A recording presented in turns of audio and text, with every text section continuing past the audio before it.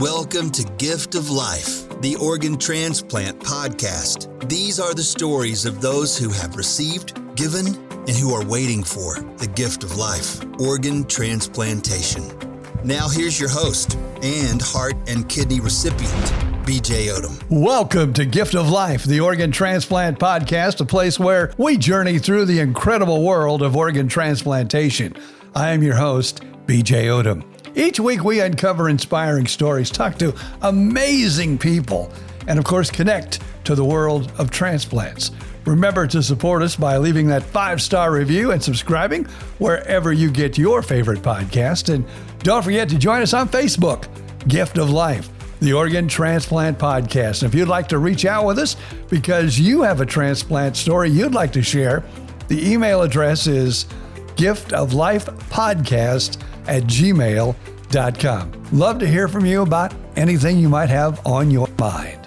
This week, we welcome you to episode 23 with our guest, Haley Purdy. A heart transplant survivor, her journey began in 2013 at the age of 21 with dilated cardiomyopathy. DCM is a condition in which the heart becomes enlarged and cannot pump blood efficiently throughout the body. Let's get things started with Haley. And if you would, just tell us a little bit about yourself. I am Haley Purdy. I'm 33 years old. I'm originally from Tennessee, the Nashville area. I moved to Florida in 2016. I am married to my husband of 6 years, and we have 2 pups. We enjoy going on the boat, just hanging out with friends, enjoying time at the beach. Our favorite place to travel to is the Keys, so we visit the Keys a lot. And I love Tennessee football. All right. Yep. So in other words, like the song says, I don't know if you're a country person or not, that likes country music, but one of my favorite songs was the song I'm wearing. She didn't want to tell her dad because he was from Alabama, but she was wearing Tennessee orange. Yeah. Yeah. Yeah, absolutely. My husband's an Alabama fan, actually. Oh, wow. So you guys kind of live the song then, huh? Yep, we do. We do. Well, tell us a little bit about your journey because, you had a heart transplant, as I had a heart transplant. Sounds like everything is going good. So how did your journey begin? Absolutely. So I was diagnosed with dilated cardiomyopathy when I was 21 years old. So in 2013. So it just was a really big shock to me just because I was supposed to be 21 and not having to worry about being in congestive heart failure. So I was diagnosed when I lived in Nashville, and my dad actually passed away at the age of 36. He passed away in 1993 with dilated cardiomyopathy. So I had hereditary dilated cardiomyopathy. I have a brother who doesn't have it. So the gene was passed down to me. So in 2014, so I was diagnosed in October 2013. In 2014, January, I received a pacemaker and defibrillator. This was placed just for precautionary. So I continued following up with all the doctors, echoes every 3 months. And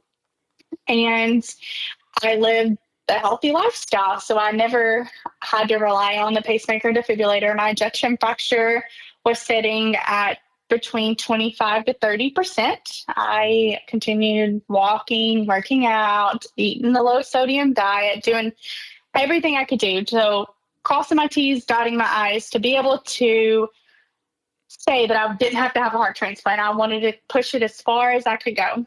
And that was a good thing to do. And then, yes, absolutely. So April 1st, in 2022, I was sitting on Zoom. I had been to the gym that morning. I was feeling fine. I cleaned my house that morning, and I unfortunately passed out on my dog's bed. I had no idea what had happened. And then I came back and I'm like, oh my goodness, I must be super dehydrated. That was my first thought.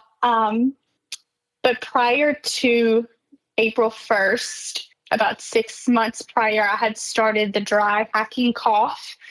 I had started feeling a little fatigued, but I'm like, oh, it's fine. I just kept pushing myself. I would gain every 3 to 4 pounds each night, go up and down. But my ejection fraction stayed at 25%. So I thought, there's no way I'm in congestive heart failure again. So April 1st, I had passed out, and I woke up the next morning and I'm like, oh my goodness, my chest feels sore. Like, I was shocked. I was like, there's no way I was shocked. So I call in on the Monday morning. That happened on a Friday. And then I called in on the Monday morning, and sure enough, I had went into VTAC, ventricular tachycardia.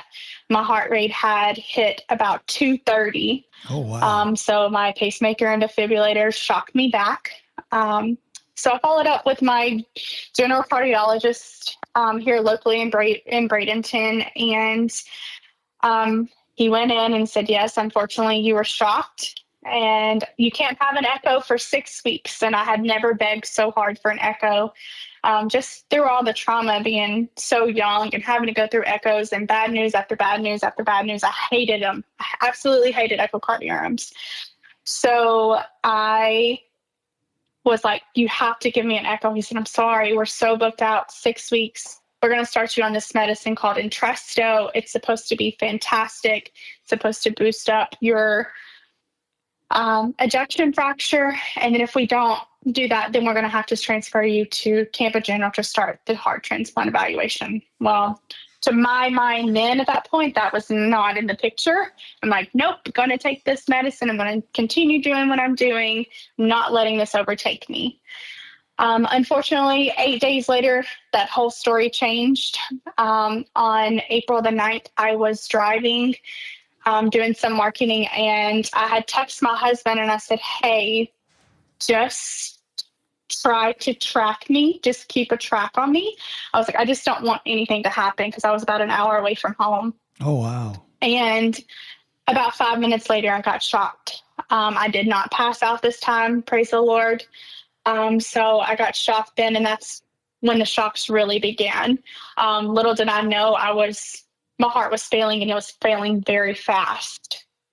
I pulled over to a gas station, and I did not get shocked until my husband got to me.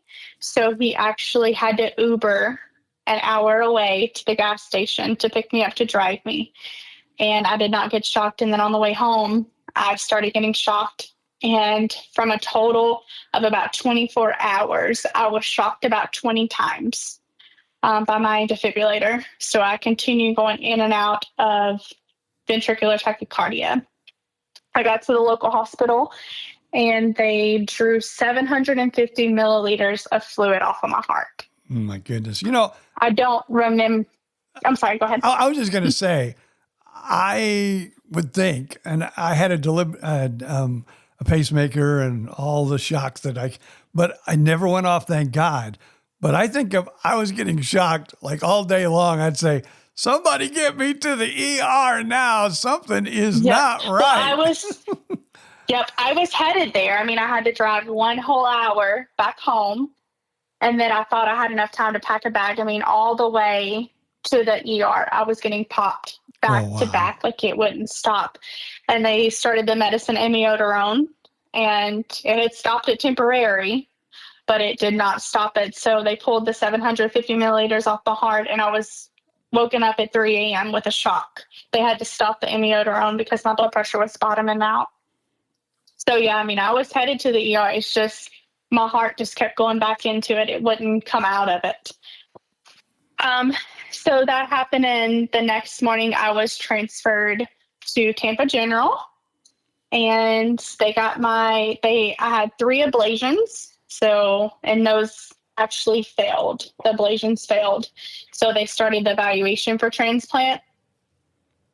They were getting ready to discharge me on the Sunday after all this happened. So from Monday to Sunday, it was only 20 shocks. And then they were going to discharge me on a Sunday, and I started getting shocked again.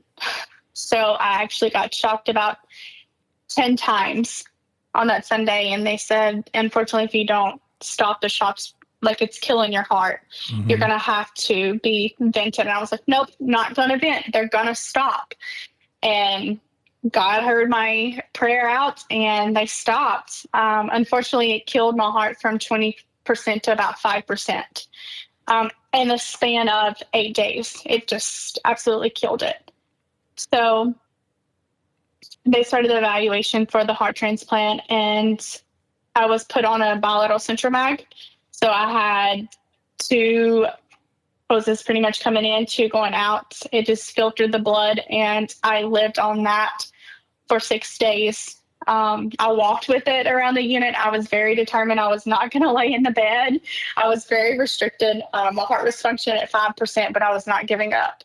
So on April 20th, that evening, they come in and swab my nose, and I was like, why are they swabbing my nose? And my husband's like, they're testing you for COVID, babe, but they probably have a heart for you. So at that time, they told me I had a heart. So April 22nd, I went down and had my heart transplant. Well, congratulations to you. Now, I want to ask you this. Thank you. Since we are doing a podcast, like I said, I had one with a defibrillator too. And thank God, I don't know how I got so lucky, because I know many people that have that. And, you know, I had a gentleman that is a good friend of mine who had I don't know why I can't say that word today. It just wants to go right out. But he had kind of a similar experience but it was defaulting and it kept going off. And he said it would take him to his knees every. Oh, absolutely. So if you could you tell us a little bit about that experience? What it did or how it felt with you? Oh, absolutely. So I would just be sitting there and I would feel this warm sensation in my body, and I would start getting lightheaded. And I said, I'm about to get shocked. So my heart rate would go from about sitting at 80 to, I think my husband saw it at 255, the highest. So it was like, you honestly were so dizzy and lightheaded that and the shock hurt so bad, you didn't even remember it. Like, it just, sometimes it would make me pass out and I would come back. Sometimes I would just push through it and I would have the shock. So it felt, I can't explain the pain. It hurt. It was sore. It felt like someone just stabbing you and hitting you in your chest. It was just, and mine was underneath the muscle. So of course it was getting all the inside. It wasn't just above the chest. It was all inside. So. You are one heck of a warrior, young lady. I will tell you that. Thank you. Thank you. I mean, I don't want to say it's an amazing story, but yet it is, because I'm a miracle. I'm a miracle. And not only that, but you're a miracle because you are one, and I don't usually, curse on my podcast, but you're one. No. You're one hell of a fighter, young lady. I am. If there's one thing about me, I'm a fighter, and I will not give up until I will not give up. And I remember looking at my husband one time and saying, I'm tired, baby. And he said, no, you're not. You're not tired. No. You're just going to keep on fighting. Obviously, you were a very young lady at the time, which you still are a very young lady. Your husband, obviously, is a younger man.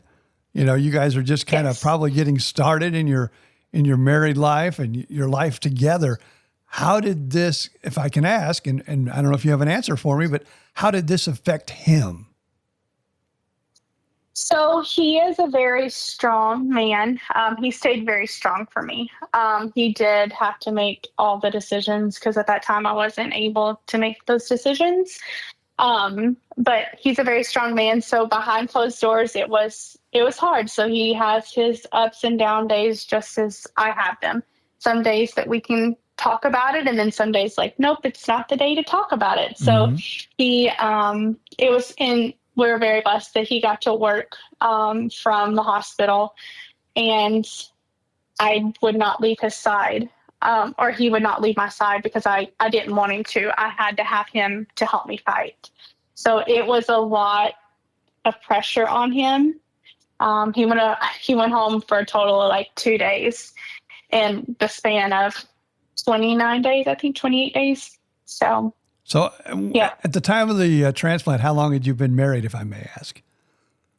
Yep. So we were married 4 years. 4 years. Okay. So you're still pretty so newlyweds. 18, Yeah. 19, 20, 21. Yep.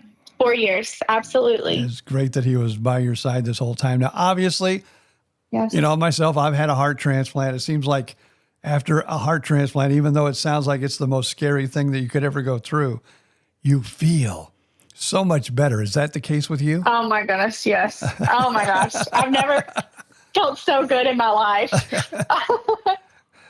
It's crazy what it will do for you, all that blood flow.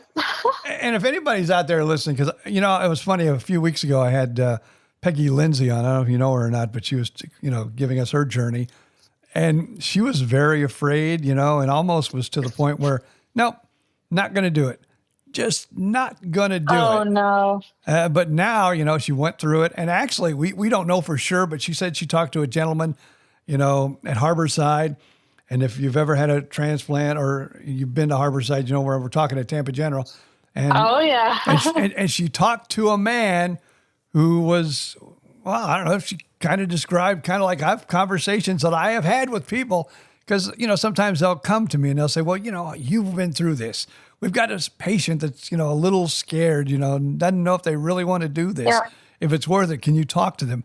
And so she believes I'm the guy that talked her into it. I don't know if I am or not, but it makes me feel good that she thinks I am, even if I'm not. Yeah. But I've done the same for a friend. Actually, I had to talk to someone and she was struggling. She was very young, 30 years old, and she just got a heart in May. So I was the same way. I'm like, you're not giving up. Like, we're getting you a heart. Well, like I say, I don't understand it exactly. I know I was like pushing 50 when I got mine, and I am 20 years out now.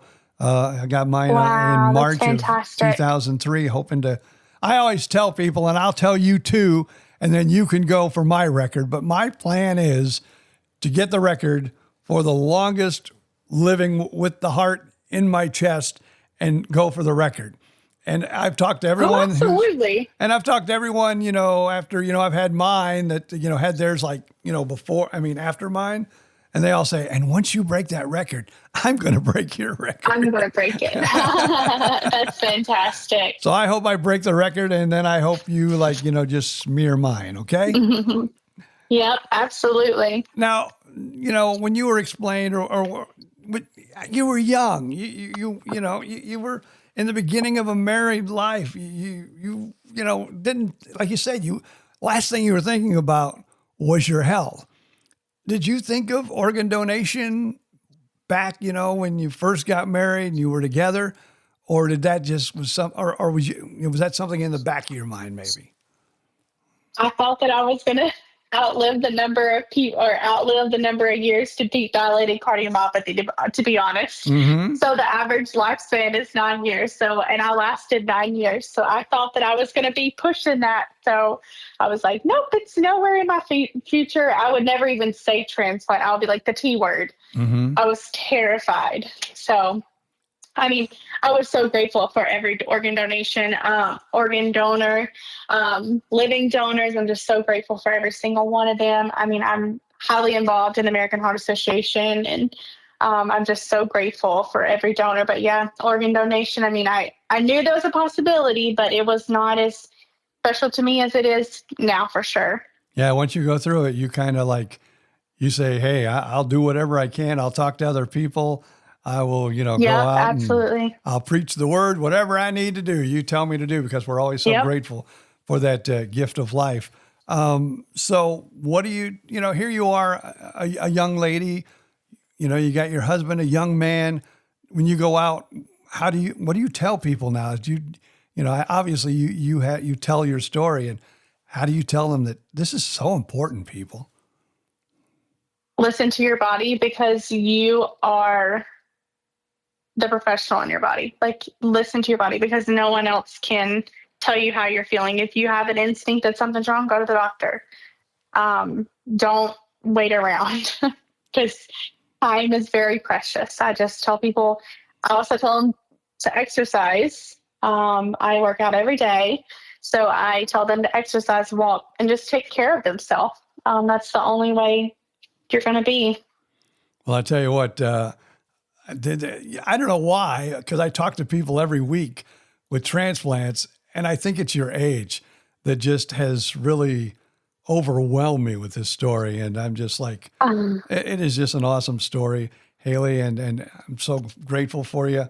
And, I wish you long success with that heart. Now, Thank you. Have you written your letters? Have you had a chance to talk about meeting your donors? I have. Have you? I have. Oh, well. So I wrote, I've written my donor, but unfortunately there was no response. I just know that he was a 30 to 40-year-old male and probably from South Florida. So that's all I know. But yes, I have written the donor's family. I am looking to write again. I'm just very hopeful maybe one day that we can meet, just to know that the family can know that the heart went to someone that is absolutely doing the best to take care of that heart and to let that heart keep beating and living on. I have talked to a few, donor families from doing this podcast. And I remember, like I said, it was over 20 years ago I got my transplant. And that was a very hard letter for me to write because I didn't want to go, oh, I feel so good. It's wonderful. It was something in the back of my mind. It didn't want me to say that. I said, so it was more of a thank you letter than how well I'm doing. But now talking to some donor families, it's just, maybe I should just do it again, but it's been 20 years. But I've talked to some donor families now, and they say those letters are very important. And they love to hear that we're doing great because it makes them feel like, the energy and everything of their loved ones are continuing along. And in fact, I think it was episode 8. Don't quote me on that. But I talked to a mother who heard the heartbeat of her son in another person. And that was just truly amazing. Took me to my knees, but truly amazing. Yeah, absolutely. Absolutely. Well, anything you'd like to, let the audience know or share with people before we let you go today? Just try your best to stay as healthy as possible, stay in shape, and always listen to your body and go to the doctor, get that lab work checked, get those tests ran, because you never know what's going on in your body. Thank you so much, Haley Purdy, for sharing your story with us right here on Gift of Life, the Organ Transplant Podcast. Please join us again next week for another extraordinary journey through the world of transplantation. If you have a transplant story you'd like to share, reach out to us at giftoflifepodcast@gmail.com. Follow us on Facebook, Gift of Life, the Organ Transplant Podcast. Until next time, this is BJ Odom. Thank you so much for being a part of our journey. I do appreciate it. Reminding you all to appreciate each and every day and cherish the extraordinary gift of life.